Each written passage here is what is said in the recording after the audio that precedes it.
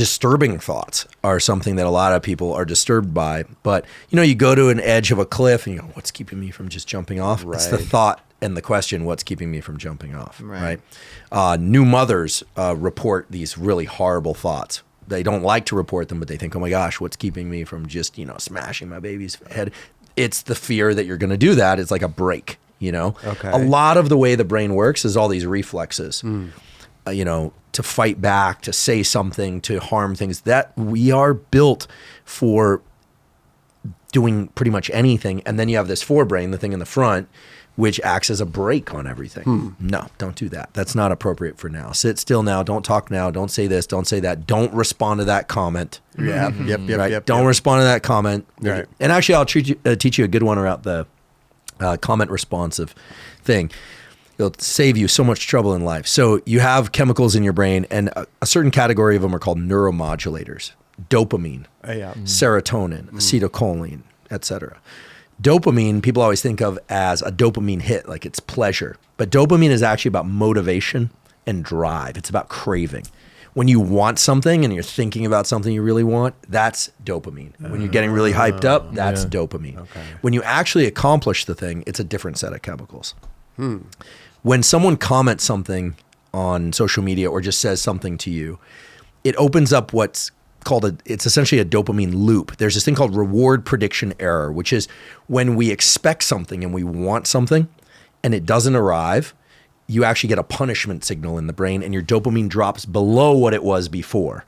So you're walking it, let's use a gambler as an example. Okay. They walk, not a compulsive or addicted gambler, go into the casino, they're really hyped up, or they're betting on a game, and their dopamine starts to go up. It's anticipation. Next time you go to Vegas, if you happen to go there or whatever, they're selling everything through this dopamine thing. Bitcoin right now, Ethereum, it's all about the promise of something. Gotcha. Right? Value in the brain has, regardless of whether or not it's dollars, Bitcoin, Ethereum, doesn't matter. It's all about dopamine. It's a value system. The brain is doing math with dopamine. And then when the reward arrives, it compares the expectation to the reward. And if the reward isn't that great, it's a letdown. But that letdown is actually a drop in dopamine below baseline. Damn. Okay? Yeah. When someone says something aggravating or is trying to trigger you, it sets in motion this dopamine circuit. And when you respond, no matter what you do, it actually gives them a reward. It rewards them. Right. When you refrain from that, it actually sends them below baseline. Perfect. So exactly. Just exactly. Perfect. Exactly. Yeah. Exactly. Just stoic, and it's hard to do, right? Because we get wrapped in. Sure. But so never respond. Right. Or delete it. Delete it. Or delete it, right? Yeah. It's your account. You can delete it. Right? Well, because those 500 great comments are great, and then that one you're just like hyper focused on. Right. Just delete it. Yeah, exactly. I never respond to it. Or just write, neuroscience says that your dopamine is about to drop below baseline. Because it's Tag also at Huberman Lab. But there you go. There you go. But it's also a comment battle that you will never win as well. And you're shouting back and forth through an internet tunnel. Yeah. And it's just no good. And so the win is actually in not responding at all. And it really is. And this dopamine system is actually super powerful. I mean, not to get into the addiction thing, but every time you anticipate something that you like, anything, doesn't matter if it's sex, skateboarding, porn, video games, ice cream, does not matter. Okay. The dopamine gets released, and then afterward, there's a sort of a compensation. It's like pleasure goes up, anticipation goes up, and then there's a little bit of a pain system that gets kicked in afterwards. This is the work of a colleague of mine at Stanford named Anna Lemke. She works on addiction. She actually runs the dual diagnosis addiction clinic there. She has this great book called Dopamine Nation, all about this. And so it tips back. And then what happens is that scale doesn't ever really level out again, okay? And it means that the next time you're pursuing this thing, you have to go a little bit further, a little bit more. Then the pain side tilts up a little bit higher. Pretty soon, you're doing the thing over and over again, and you're not getting any pleasure from it. At that point, that's addiction, okay? Right. The solution to this is either A, don't engage in the thing that much, right? you know, and that's is particularly important for drugs of abuse like cocaine, amphetamine. Those things ruin lives, right? Heroin, everybody agrees, this is a bad idea, right? But with things that you enjoy, skateboarding, good relationships, etc., coffee, the key is every once in a while, you just don't want to do it. Just every once in a while, you just want to just keep your dopamine in check. So let's say you land here we're back to the nollie heel flip. We're actually getting good at these nollie heel flips. Oh my God. You know, I'm glad to do it. dialed. Should be for perfected Dialed, now. exactly. So now we're catching it with the back foot, the whole thing. So at some point, you know, you make it, just don't celebrate too much, right?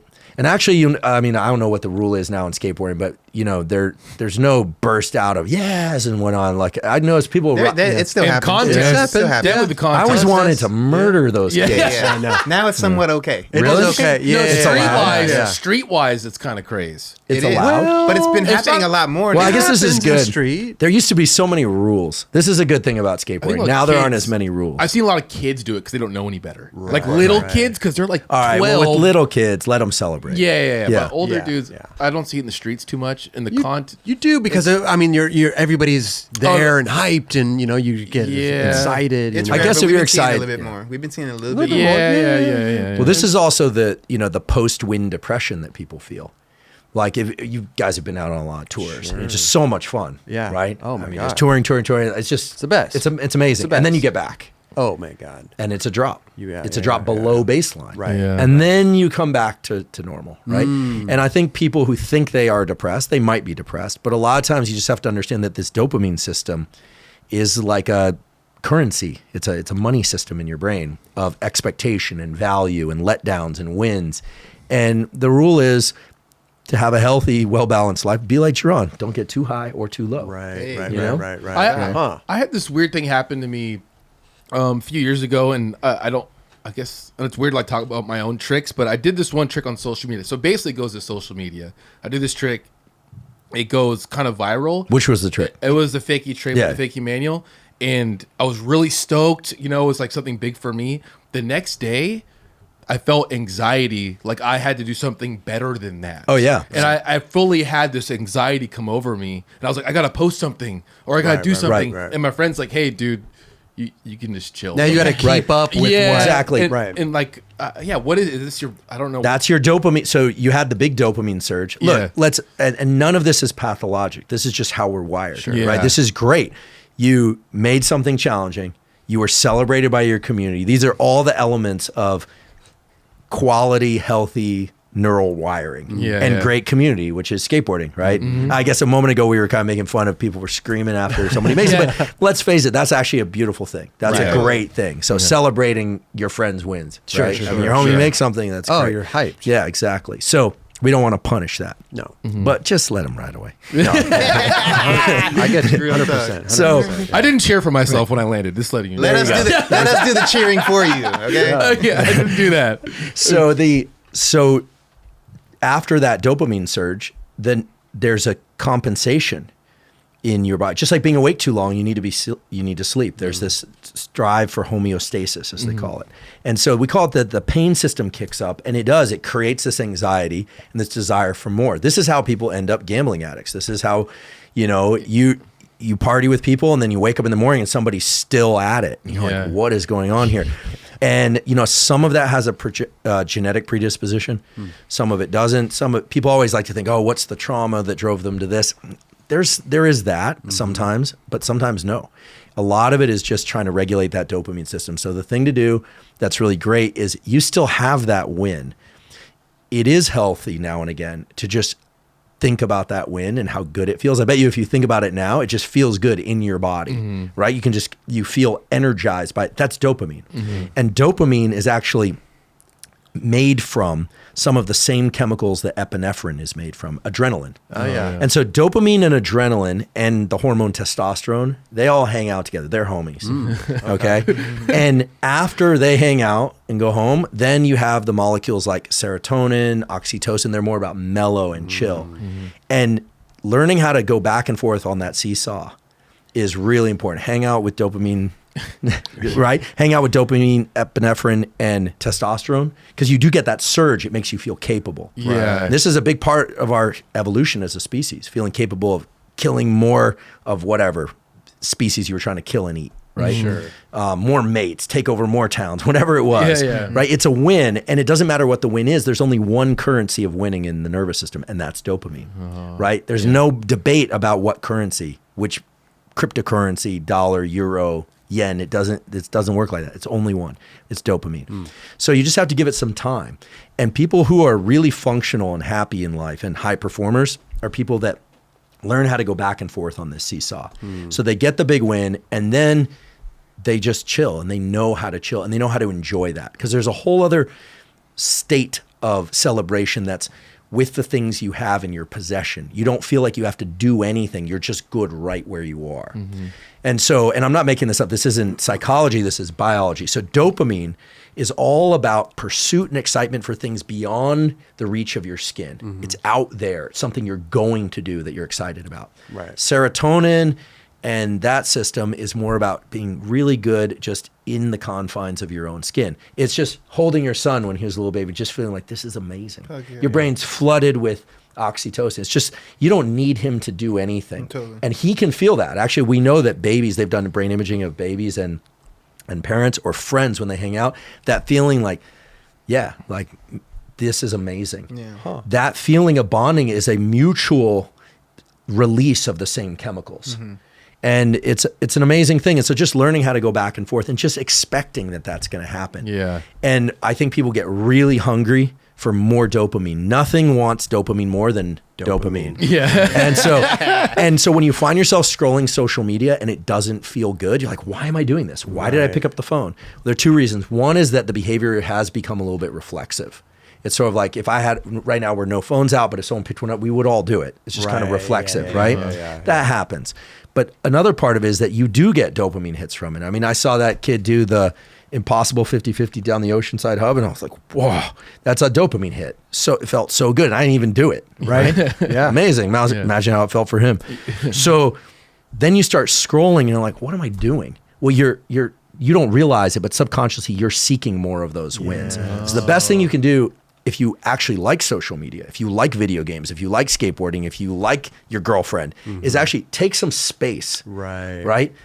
Take some space. Yeah. I mean, this is the new relationship phenomenon, right? Where you're just kind of buzzed out on just don't need sleep. That's just pure dopamine release. And then when people come back from vacation, they're like, oh yeah, they're not that great. That crash, that's because there was too much of that and you're comparing what comes after to that. It's all about a comparison to where you were before. Okay? So you don't have to be super analytic about it. You just want to, like, where am I at? Am I here? Am I here? Am I here? And just realize that being able to go up and down through these different chemical states and mental states is really good. Or just be like Jerron, just cruising through, you know? But is there different levels of dopamine that gets released, or is it all bigger wins, more dopamine? Bigger wins, more dopamine. Okay. And more anticipation, more dopamine. Yeah. But I know what you're saying, though. It's like everything in moderation, right? That's what they say, kind of. Yeah, right? with peaks, including moderation. Because everything like, in moderation, including moderation. Because we talked about like the video game thing, right? And it's like, cool, like I play some video games, but I can't do it all the time, right? I can play like maybe twice a week, maybe three times. Right. So you can set up constraints. Some people do that. Right. Look, I mean, addicts who deal with this, they're like calling the hotel before and get rid of the mini bar, and take away the TV and this whole thing. I mean, some people have to do that. Sure. Learning how to control your relationship to the things that you love is really great. As I say this, performance and success generally correlates with throwing yourself at something full bore for a long period of time. I mean, I lived in my laboratory. I didn't get paid much as a graduate student. Yeah. I was like, I'm a skateboarder. Like, I'll sleep under the desk. Sure. I'll shower at the gym. Like, I don't care. I'll brush my teeth in the thing. And I get the money and go do other things. I'm going to pay for an apartment. This place is great. Skateboarder mentality, right? Yeah. I mean, there were nights I slept at EMB. I wasn't one of the main like slumber party at EMB crowd, but there were nights just stay there. Like, why leave? So it didn't feel, I was like, there's a roof here in the lab. So, you have to throw yourself at things if you want to get really good at them. But I decided that was going to be my career. But eventually, there were times when I was like, wow, maybe working 98, 100 hours a week not good. Or we publish 4 really good papers, which are sort of there's some papers when you publish them, it's like Skater of the Year. Yeah. Just like, or like a Thrasher cover or something. Had a few of those, and your first thought, it's just like your example a moment ago, your first thought afterwards is, will I ever do it again? Right. Yeah. And that's when you realize you're chasing something other than the experience. You're chasing this internal state of feeling whatever, loved, wanted, celebrated, which is great. Yeah. I actually think with Nigel, he's actually in a position now to do his best skateboarding ever. This is the defining moment. Does he fold and go, oh, well, I was supposed to be the guy that got the gold in the documentary? Well, the documentary is still being made, right? So now's where he actually gets to write the story, right? And I think any big accomplishment, that win or lose, right, that raises this question of what next.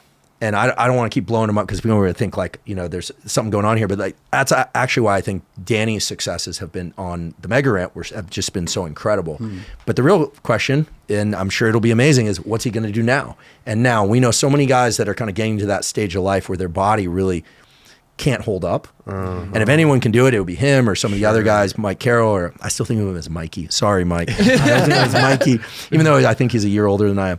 But, people can keep recreating themselves. It's a question of what are you chasing? Because there's also the option to just enjoy it. Yeah. Right. I think about a Jim Thiebaud. I've probably had 3 conversations with Jim. Seems happy to me. I don't know what goes on in his head, but somehow he's found meaning in what he's doing. I really do sense that. You get that sense, Definitely. Totally. And finding meaning in what you're doing next, that's where the real true win is, because it's not that we ever give up our desire to be liked or socially connected. It's that you find a place that fits with your stage of life, and you find a place where you get dopamine hits from everything, right? I always say addiction is a progressive narrowing of the things that give you pleasure, that give you dopamine.